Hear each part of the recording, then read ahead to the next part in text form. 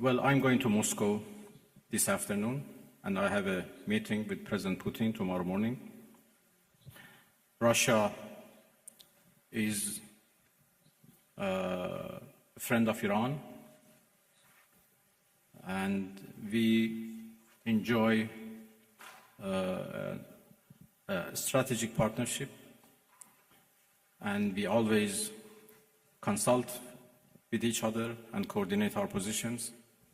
Russia has been a part and the participants of JCPOA, so they have been always a party to nuclear negotiations.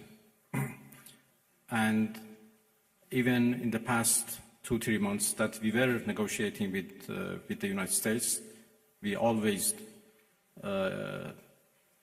briefed our Russian friends about the latest about any progress or lack of progress in our talks. Well, I will have serious consultations with the Russian president tomorrow,